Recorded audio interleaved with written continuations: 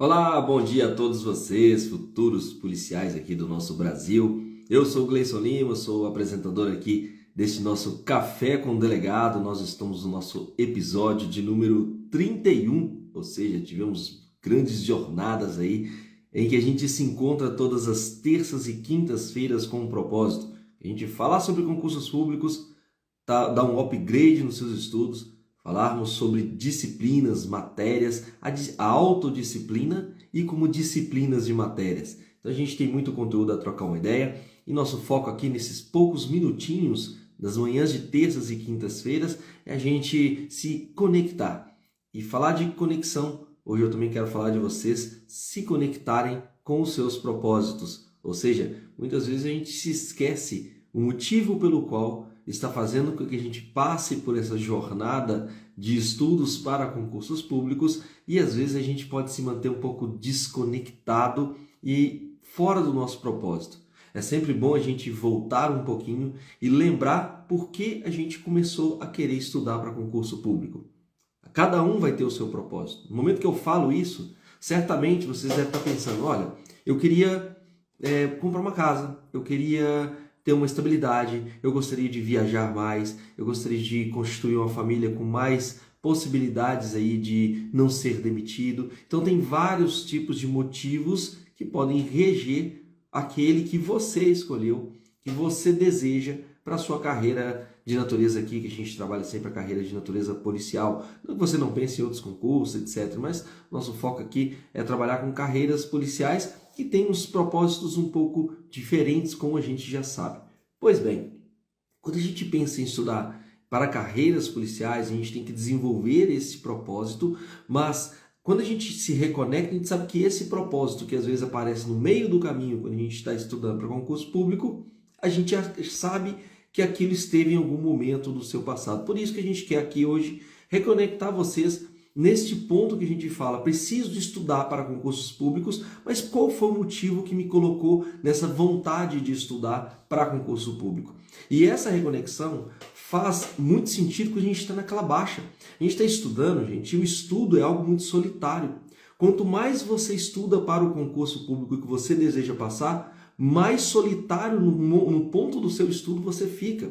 Porque aquele momento em que você precisa sentar para estudar, que você precisa criar aquela conexão com os seus materiais, aquele momento em que você precisa fazer suas marcações e fazer as questões, fazer simulados, vamos ser bem sinceros, vocês acham de fato que isso é uma delícia, a melhor coisa do mundo? Não, gente. Para quem gosta de uma praia, a melhor coisa é uma praia. Para quem gosta de uma montanha, a melhor coisa é uma montanha. Para quem gosta de um final de semana com Netflix, a melhor coisa é um final de semana com Netflix. Só que para a gente passar no concurso público, a gente precisa romper com alguns paradigmas que a gente tem para que a gente possa avançar e poder sim curtir esses pontos que a gente desejava, só que em um momento com mais conforto, com mais estabilidade, com condições melhores financeiras e às vezes precisam de estabilidade mental. Tem colegas que às vezes já têm um bom salário onde trabalham, mas estão insatisfeitos em fazerem o que estão fazendo. Tem colegas que ganham até melhor do concurso que iam fazer, mas desejam fazer o concurso porque gostariam de ter estabilidade, gostariam de ter férias com tranquilidade. O concurso público permite que você se desconecte no momento em que você estiver fora dele. Ah, estou aqui, passei no concurso público, tenho um cargo e quero tirar férias. Nesse momento você pode cortar a sua conexão e falar, cara, agora eu vou tirar férias, eu vou viajar para o exterior, eu vou fazer aquilo que eu gostaria de fazer. Então o concurso público tem esse propósito de se reconectar, mas a sua reconexão ela tem que acontecer um pouco antes. Porque nos seus momentos de baixa isso vai acontecer, isso é natural. No momento que você está estudando, você cria aquela ansiedade, a prova está chegando, o concurso está batendo na porta e você precisa se estruturar para os seus estudos. Não adianta ficar pensando, eu vou começar, eu tenho muita vontade. Gente, tem muita gente com muita iniciativa e pouca acabativa. Escreve aí para mim, você é uma pessoa com iniciativa e às vezes precisa de uma acabativa? Se essa mensagem serve para você, muitas vezes você vai estar pensando, o que seria essa tal da iniciativa e pouco acabativa? Começo sempre e não termino nada. A verdade é isso. Vou sempre começando, vou começar um curso novo, vou pegar um material novo. Às vezes, o que mais você precisa é reconectar, fazer uma estruturação de estudos, fazer a sua organização necessária e aí sim você ir para cima para que você possa elevar os seus patamares. E nada melhor do que você se reconectar com aquilo que te colocou como propósito para estar dentro do seu concurso público. Pois bem, falado isso, hoje eu quero dar uma dica de direito muito interessante para vocês. Isso por quê? Porque eu não quero ficar falando só de direito aqui com vocês, como a gente esteve com o propósito desde o início, no nosso acordinho lá atrás, e hoje a gente chega no nosso 31º Café com o Delegado. Hoje eu queria falar com vocês não só dessa reconexão necessária que você precisa ter para que você possa ser mais um aprovado em concursos, aqui no nosso caso, em concursos das carreiras policiais. Mas mais do que isso, é estudar de uma maneira estratégia. 2 pontos que eu queria falar hoje. Um, sobre flashcards, que seriam os baralhos que alguns usam por aí. E o segundo é falar de ação penal e crimes contra a honra, porque eu não vou deixar vocês sem uma dica jurídica hoje, né? Pois bem, quando a gente vai falar de flashcards, pessoal, muita gente fica assim, o que seriam esses flashcards? O que seriam os baralhos? Alguns já usam, mas isso nada mais é do que quando você estabelece um padrão em que você vê a pergunta de um lado, de um ponto, de um lugar, e pode ser no seu computador, pode ser no seu celular, pode ser você criando as suas próprias questões. Você responde essa pergunta antes de ver a resposta e você vira e imediatamente você faz o quê? Vê a resposta, depois que você já a respondeu. Então, trabalhar com flashcards, trabalhar com baralhos, trabalhar com questões em que você responde e logo em seguida vê a resposta, vê que tudo tem a mesma lógica. Então, hoje tem o nome de flashcard, baralho, mas quem fazia a questão? Respondia a questão e logo em seguida via a resposta, nada mais fazia do que realizava os baralhos, realizava os flashcards.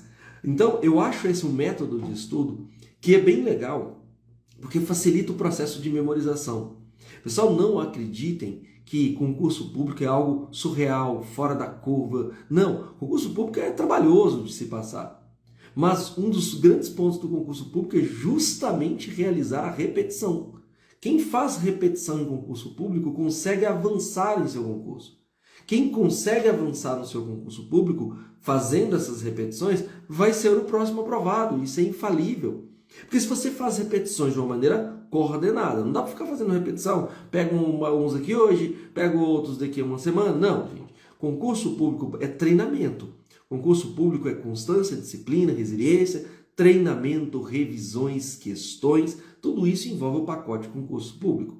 Então, se você realmente deseja passar, primeiro, faça essa conexão, faça sua reconexão, saiba o motivo por que você está estudando e mãos à obra. Não tem como você começar um concurso público e terceirizar o seu concurso. Às vezes você está na casa da sua mãe ainda e você vai ter um grande apoio que é a sua família, às vezes tem o apoio da sua mãe, e alguém vai chegar lá e vai até te fornecer o café na hora que você está estudando o seu concurso. Na verdade, o Café com o Delegado ele teve esse propósito, né? Vou até colocar o meu cafezinho aqui, na verdade a segunda dose. Por que teve esse propósito? Porque o concurseiro sem um café ele é quase um outsider aí, né? Pode acontecer, mas é um outsider. E essa conexão que a gente faz ali e coloca essa pessoa dentro de uma família em que vai fornecer o café para ela, que eu acabei de me fornecer o meu, mas vai fornecer o café para ela, o que nós vamos ter como resultado? Uma pessoa que está ajudando. Mas vamos ser sinceros, quem sentou para estudar, para fazer questões, para fazer leitura de lei seca, porque lei seca é uma delícia, gente, vamos ser sinceros, lei seca não é delícia, não. Estudar lei seca é desafiador. Como é desafiador, eu vou precisar me desafiar para que eu possa sentar e estudar uma lei seca. Pegar ali do artigo 1º ao 10 do Código Penal e ir lá no final pegar do 350 ao 360. No próximo dia eu vou pegar do 11 até o 20 e vou lá no finalzinho pegar do 340 ao 350. Entenderam? Até o 349, no exemplo que eu dei. Então, isso é que é estudar, isso é que é sair da zona de conforto. Puxa vida, peraí. Eu sempre tive iniciativa. Vocês já passaram por isso? Começaram a estudar, por exemplo, vou estudar Código de Processo Penal e eu começo a estudar essa semana. Só que às vezes eu não tenho ainda rotina. Aí eu começo do artigo 1º, além do material que eu tenho e tudo mais, começo o artigo 1º, vou até o artigo 10, depois vou até o artigo 20. Só que aí eu dou aquele vácuo de estudo, fico sem estudar. E aí depois o que eu faço? Eu vou lá e recomeço a semana que vem. Para onde eu recomeço? Poxa, não estou lembrando mais o que eu li, do artigo 1º ao 10. Deixa eu dar uma lidinha aqui de novo. Então fica pendente do 20 ao 50, do 50 ao 100, do 100 a 150 e assim vai. É isso que eu digo, que a pessoa tem muita acabativa, muita iniciativa e pouca acabativa. Ou seja, ela inicia muita coisa, mas não consegue acabar muita coisa, porque falta o que nessa pessoa? Rotina. A gente precisa ter rotina. A gente precisa ter rotina para acordar. A gente precisa ter rotina para ir para academia. Ah, porque não gosta de academia, faz 30 minutos por dia. Para você dar uma desnopilada também na mente, faz parte do jogo. Mas também não recomendo que você fique mais do que 1 hora na academia, estou sendo sincero. Eu já falei que eu sou um sincericídio aqui, né? Vou falar sinceridade para vocês, eu vou ficar mais do que 1 hora na academia, não dá. Nem eu hoje, concursado, não vou fazer isso. Por um motivo muito simples, primeiro que eu não sou trafilista, não vou fazer nada para isso. Se fosse depois de concursado, like, tá tudo certo. Mas antes disso, não dá para a maioria das pessoas. Então eu não estou falando uma exceção, uma pessoa que passou com esse tipo de rotina. Eu estou dizendo pela regra. A regra é você aproveitar todo o tempo que você tiver, achatando o seu tempo, que já vai ser escasso, já vai ser difícil, para que você de fato possa ter essa aprovação. Então a aprovação vai ser tirar pequenos tempos. Dá para fazer maratona de filmes no Netflix, gente? Não dá. Não dá, porque senão você vai atrasar o seu processo de aprovação, quiçá, talvez, não passar no concurso. Então eu vou ter que precisar ajustar os meus tempos para que esses meus tempos possam ser melhor aproveitáveis. E quando você entra nessa vibe, então bateu meu cafezinho, senão ele esfria, né? Quando você entra nessa vibe desse estudo, tudo começa a mudar. Porque você começa a estabelecer um propósito consigo mesmo. Então cada tempo pequeno que você tem, você quer aproveitar de qualquer jeito. Cada meia hora que você tem, você quer fazer mais alguns exercícios de matérias do seu concurso. Cada tempo de meia de hora, de 1 hora que você tem, você quer aproveitar de toda forma, porque você faz esse propósito valer a pena. Quando eu estava meio morejado ali para concurso, cara, cansa, uma hora cansa, faz parte do jogo cansar. Você quer ser um dos que concorrem às vezes com 200 vagas, 200 pessoas cabeças por vaga? Você quer ser esse cara? Você sabe que você vai precisar passar por esse desafio. Porque senão, seria aberto para todo mundo. E não é esse o caso. Então, a primeira coisa que eu queria falar com vocês muito forte era isso. Fazer essa reconexão. Segundo, flashcards. Por mais que seja uma palavra de moda, fazer baralho e tudo mais, nada mais é do que questões feitas, resolver a questão antes de ver a resposta e logo em seguida ver a resposta. Então, se eu perguntasse para vocês aqui, a ação penal privada subsidiária da pública é realizada por denúncia do Ministério Público. Será que isso é verdadeiro ou falso? Falso. Ah, por quê? Porque a ação penal privada é feita via queixa-crime pelo advogado. Viu que às vezes você pode fazer uma coisa de uma situação mais básica a uma situação mais elaborada? O crime de feminicídio acontece exclusivamente quando a vítima é mulher e numa relação doméstica e familiar. Certo ou errado? Penso, errado. Aí o flashcard atrás vai falar, errado. E aí, primeiro, depois que você falou errado, isso é uma evolução, tá? Flashcard é evolução. Falou errado, justifica. Por que está errado? Por quê? Quando eu falo de um feminicídio, eu estou falando que o feminicídio acontece em 2 situações. Primeira situação é por violência doméstica e familiar contra a mulher. Segunda situação é porque acontece por menosprezo ou discriminação à condição de mulher. Então, quando eu falo do feminicídio, nós estamos falando de 2 situações. Inclusive, portanto, se eu nunca vi essa mulher na vida, mas se eu pratico o feminicídio por menosprezo ou discriminação à condição de mulher, eu acabei de praticar o feminicídio. E eu acabei de entrar num crime que é autônomo hoje no Código Penal, 121A do Código Penal, que, diga-se de passagem, tem a maior pena cominada do Código, que pode chegar a 40 anos. E havendo causas de aumento de pena, essa pena poderá chegar a 60 anos, porque pode aumentar até metade. Viram que meio que a gente começa a raciocinar no direito? Eu acabei de fazer uma simples pergunta. Foi o seguinte, feminicídio acontece tão somente contra a mulher? Até aí estava certo. Mas somente em relação à violência doméstica e familiar. Aí estava errado. Porque acontece em outras circunstâncias também. Então, Percebam comigo aqui que isso precisa ficar muito no seu radar e um treinamento com questões, ou seja, eu preciso ver lei, eu preciso ver doutrina sob medida, tá? Eu preciso ver jurisprudência, então nós estamos falando de informativos de STJ e de STF, e eu preciso me debruçar em questões. Questões são essenciais. E uma das formas que se faz questão também é através de flashcards, através de cards em que você vê a pergunta, você vira e vê a resposta. Mas não vire antes de ter feito a resposta. Você tem que fazer o combinado com você mesmo, porque senão vira um desafio. Então você vê a pergunta, pode ver escrita em algum lugar, pode ser uma questão de aplicativo, pode ser pelas questões de dedicação Delta aí, tem um clube de questões. Então se você vê a questão no ponto, você virou, já viu a resposta. Então tem que ver a questão, analisa ela, responde ela, de preferência verbalmente. Quando a gente responde verbalmente ali, ó, a gente consegue memorizar mais. Por que você acha que o professor ele consegue às vezes memorizar muita coisa de cabeça? Porque é um método de repetição. Quando você repete, você consegue memorizar cada vez mais. Quando você fala, você também consegue memorizar cada vez mais. Tá bom? Então, esse é um outro método. Mas antes eu não queria finalizar sem a gente falar de ação penal. Falei que eu ia dar dica de estudos também para vocês. E um deles eu queria falar com vocês sobre ação penal. Pessoal, estudar e fazer pontuações, fazer marcações, desenhar o que você está estudando é muito interessante. E às vezes tem material que já vem pronto ali e tal, mas a ideia é que quando você começar a estudar, estruture aquilo ao menos na sua mente. Pense só, o que é essa ação penal? É quando o Estado ingressa com um procedimento criminal contra uma pessoa ou mesmo quando um particular, nas condições previstas em lei, ingressa com uma ação judicial criminal contra uma pessoa. Essa é a ideia de uma ação penal. Ingressar com essa ação penal no Poder Judiciário pode ser através de denúncia, pode ser através de queixa-crime, a depender do que está na lei. Como que você acha que eu vou memorizar o que é ação penal pública e o que é ação penal privada? Primeiro, eu vou escrever a palavra ação penal. Posso ter visto em algum lugar? Posso. Posso fazer mentalmente? Posso, como se fossem mapas mentais, que são muito importantes também, mas eu vou tratar de um tópico específico de mapas mentais, provavelmente no nosso próximo episódio.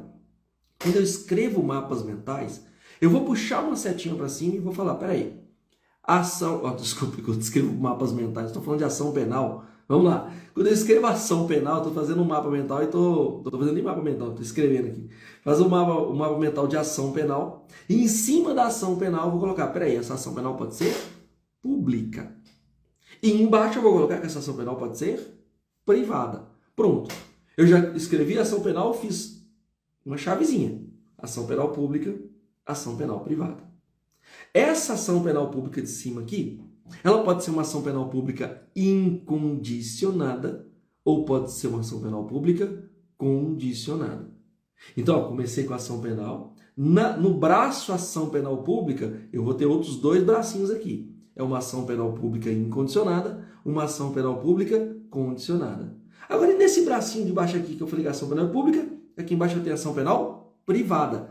Essa ação penal privada, genericamente, eu vou chamá-la de queixa-crime. Quando um particular ingressa com essa ação penal, que essa ação penal se chamará queixa-crime, nós vamos ter as figuras do querelante e do querelado. Tudo bem, então já sei que a ação penal privada é que ela morre aqui. Eu sei que vão ter variações, ação penal privada, personalismo, etc. Não, eu quero parar por aqui. Depois a gente desenvolve outros temas. Eu quero fazer com que vocês memorizem o que seria um mapa, tá? Então eu tenho uma ação penal com dois braços, pública e privada. No braço privada só vai ter esse mesmo, que seria uma ação penal privada via queixa-crime, com algumas variações, mas esse não é o ponto. O ponto principal é entender. Eu tenho uma ação penal privada. Inclusive nós temos uma ação penal privada subsidiária da pública, quando o Ministério Público é desidioso. Eu não vou entrar nesse mérito não. Quero no bracinho de cima. A ação penal pública pode ser incondicionada, não depende de condições. O Estado pode ingressar com essa ação penal, mesmo que a vítima não queira. Vou dar um exemplo típico, a pessoa acabou de ser roubada aqui agora. A polícia pode falar assim, vítima, você quer que a gente pegue o ladrão? o Ministério Público precisa falar assim, vítima, depois que o ladrão for pego, você quer que eu faça a denúncia? Não, é incondicionada. Havendo as condições da ação penal, havendo as condições para a deflagração de uma prisão, vai ter que acontecer. Mas como é ação penal, ou seja, já aconteceu o fato, já está na mão do Ministério Público, ela vai ser uma ação penal pública incondicionada na maior parte dos crimes do Código, maior parte dos crimes da legislação penal especial. Eu estou para arriscar coisa muito acima de 95%, que vai ser de ação penal pública incondicionada. Nesse bracinho em cima, ação penal pública, no bracinho incondicionada, 95%, para não me arriscar mais, que eu sei que é mais. Tá?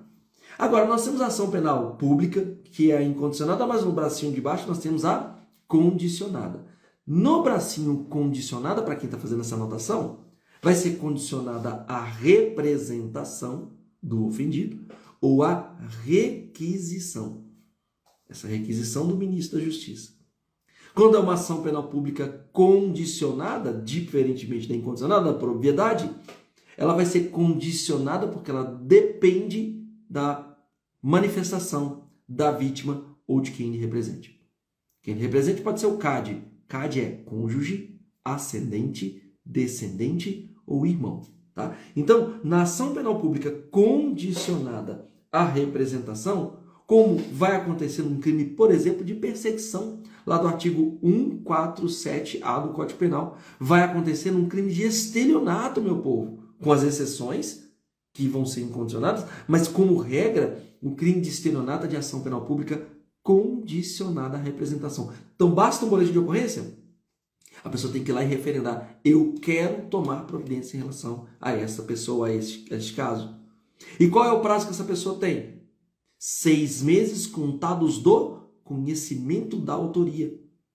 Na ação penal pública condicionada à representação, o Estado, para atuar como condição de, marca esse nome, procedibilidade, ele precisa da vítima. Então nós temos a condicionada à representação, dei 2 exemplos aqui muito clássicos, perseguição e crime de estelionato, que precisa da vítima, que tem 6 meses contados da conhecimento da autoria para representar contra esse sujeito. E por fim, ação penal pública condicionada também à requisição do ministro da Justiça em casos específicos, como por exemplo, quando acontece um crime contra a honra contra o presidente da República. Tudo bem? Pessoal, sei que eu extrapolei aqui em 2, 3 minutinhos. Nossa meta são sempre 20 minutinhos aqui, toda terça e quinta-feira, que a gente tem esse encontro do Café com o Delegado, que a gente bate esse papo, esse tete-a-tete, tem até uma microaulinha no meio do caminho, papos motivacionais para a gente jogar para cima essa energia, porque nosso objetivo é um só o resultado importa, que é seu nome no Diário Oficial. Então vamos com tudo, porque a gente precisa de você com toda essa energia para ser mais um aprovado. E esse ano de 2025, que se inicia hoje só, dia 14 de janeiro, ele vem com toda a energia, vem com tudo, beleza? A gente se encontra no nosso próximo Café com o Delegado. É uma honra estar com vocês nessas horinhas, nesses minutos da manhã, né? Nessa horinha de 7 horas da manhã, com esses pequenos minutos aí, para a gente fazer essa boa reflexão, beleza? Grande abraço e a gente se encontra certamente no próximo vídeo. Até mais.